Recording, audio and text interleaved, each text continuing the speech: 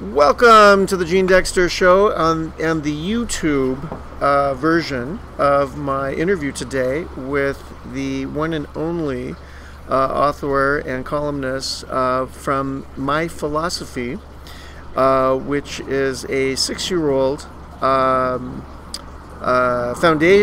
cornerstone of the urban music scene up here at Stranger Magazine, Mr. Larry Mizell. Larry, thanks once again for coming today. Absolutely, thank you. I know we've been kicking it for the last hour and a half, but I got to somehow make this look, fresh and off the cuff. But we've been talking through the extended version of the show. We were talking a little bit about his column, all of the great work that he's done to really help mediate, what's happening up here in Seattle, and there's quite a bit going on. And the role that his column has played in really unifying the scene and getting some people put on. Larry, you had mentioned some specific,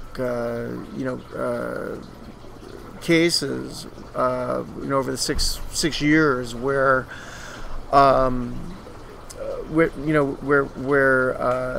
the scene has looked to you for acknowledgement, first of all, and also to find a roadmap, as far as where things are going. Can you speak with us again about some of the things that you're finding since you took on this column 6 years ago? What the progression's been, and what's happening now, and where possibly could be going in Seattle.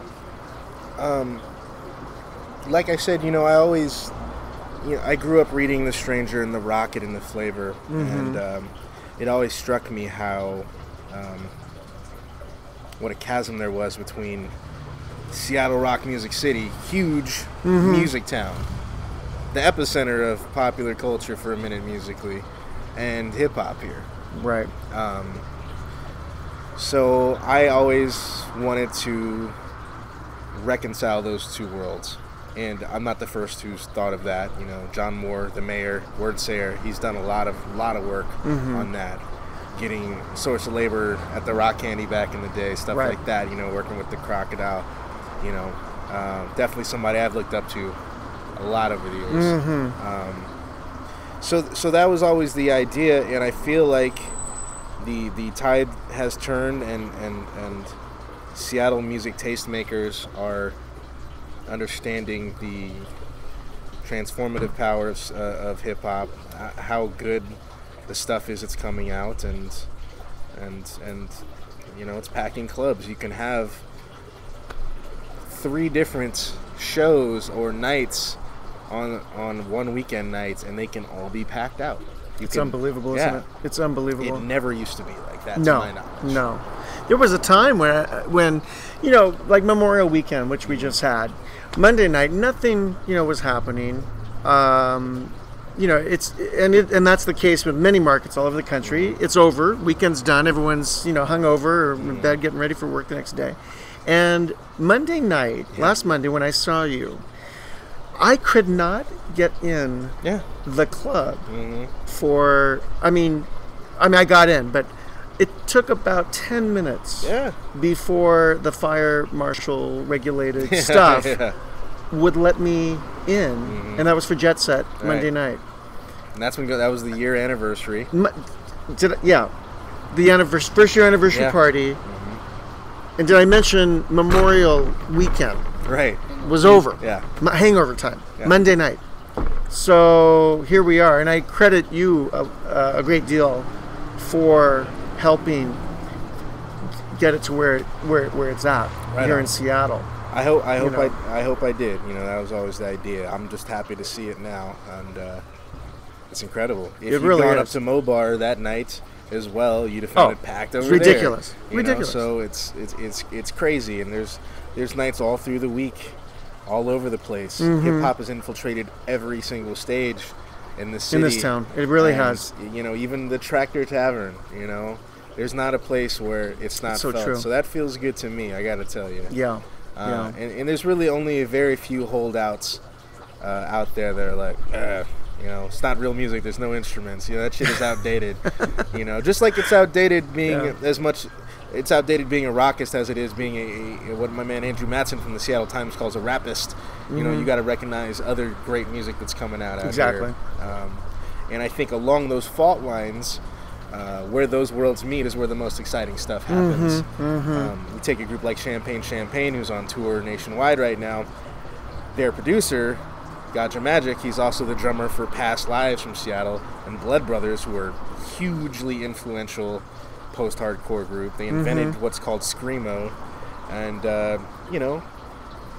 he can switch hit either one of those, and that's amazing. That sort of connect never happened back in the day. So I feel like I got on at the right time, and a lot of people had the same idea, and it's a beautiful thing. Wonderful. Well, that's great. Well, what's next for Larry Mizell? I mean, we touched on it earlier, but I would love to hear it again. As far as the Larry Mizell plan. The next couple of years. Oh, the plan. Yeah. I kind of, I definitely. Not sure I have a plan. Maybe I do in the back of my brain, because sometimes it works when I'm not even trying. But just to keep advancing the cause of good music.